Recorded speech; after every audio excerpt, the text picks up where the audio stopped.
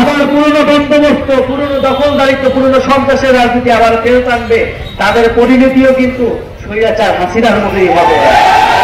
বন্ধুগণ, আমরা আজকে নীলফামারীতে এসেছি, আমরা শহীদ রুবেলের রক্তের শপথ নিচ্ছি, আমরা সৈয়দপুরে গিয়েছি, আমরা শহীদ সাজ্জাদের কবর জিয়ারত করেছি। এই সকল শহীদরা আমাদের অনুপ্রেরণা।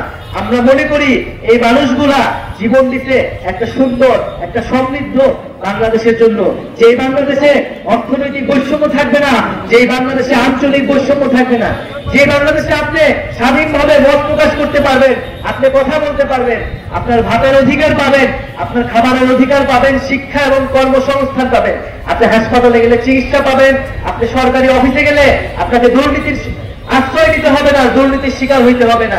এরকম একটা বাংলাদেশের জন্য আমাদের ছেলেরা, মেয়েরা, আমাদের ভাই বোনেরা জীবন দিতে আমরা রাস্তায় নামছিলাম।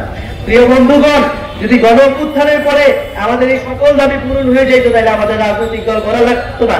কিন্তু আমরা দেখছি 7 মাস, 8 মাস, আজ 1 বছর হয়েছে, কিন্তু এই সকল দাবি পূরণ করা হচ্ছে না। কেবল নির্বাচন নির্বাচন নির্বাচন বলে আমাদেরকে সামনে একটা গুলা ঝুলানো হচ্ছে। আমরা এই ধরনের কোনো ধোঁকাবাজিতে বিশ্বাস করব না।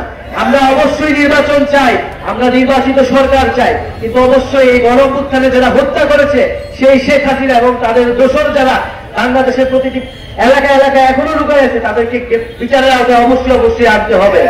শেখ হাসিনাকে দেশে এনে বিচারের আওতায় আনতে হবে। এই শেখ হাসিনার বিচার না হওয়া পর্যন্ত এই শহীদ রুবেলের বাবা আমাদের সকলের মনে যে দাউ দাউ করে আগুন জ্বলতেছে, সেই আগুন কোনোদিন নিভবে না। প্রিয় বন্ধুগণ, আমরা বলছি মৌলিক সংস্কার হইতে হবে রাষ্ট্রের, সংস্কারের মধ্য দিয়ে নির্বাচনের দিকে যাইতে হবে। আমরা আরো বলছি বাংলাদেশে একটা নতুন সংবিধান লাগবে। যে আওয়ামী লীগের সংবিধান, যে মুজিববাদের সংবিধান, সেই সংবিধানকে ছুঁড়ে ফেলে দিতে হবে। সেই সংবিধান আপনারা আমার অধিকার রক্ষা করতে পারে নাই। সেই সংবিধান আমাদের যখন রাস্তায় মারা হয়েছে, আমাদের যখন গুম করা হয়েছে, আমাদের মানব অধিকার রক্ষা করতে পারে নাই। ফলে সেই সংবিধান, যে সংবিধান জনগণের সংবিধান নয়, সেই সংবিধান রাখার আর কোনো মানে হয় না।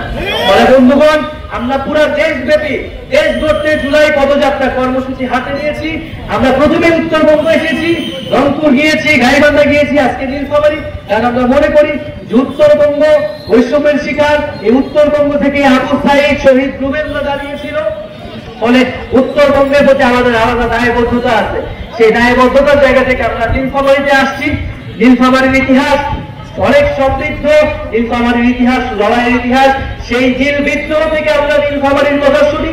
বন্ধুগণ, এই গণ অভ্যুত্থানের মধ্য দিয়ে আমাদের নীলফামারী জেলায় আমাদের যারা বৈষম্য বিরোধী আন্দোলন করেছেন, আমাদের গণ অভ্যুত্থানে অংশগ্রহণ করেছেন, তারা আমাদেরকে সমর্থন দিবেন, সহযোগিতা করবেন।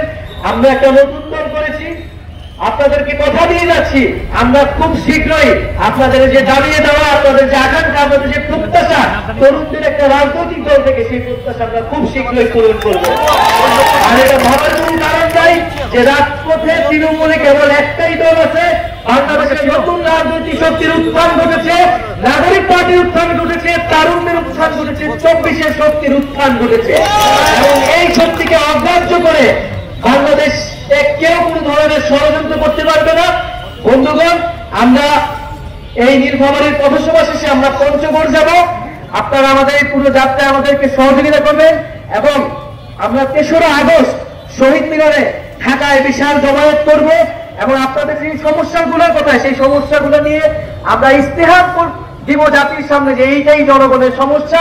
এই সমস্যা সমাধানের জন্য জাতীয় নাগরিক পার্টি নাগরিকের মর্যাদা, ধর্ম বর্ণ নির্বিশেষে আপনাদের সকল অধিকার, দায় দরদ এবং বৈষম্যহীন বাংলাদেশ গড়বে, এই প্রতিশ্রুতি আপনাদেরকে দিয়ে যাচ্ছি। ইনকিলাব জিন্দাবাদ।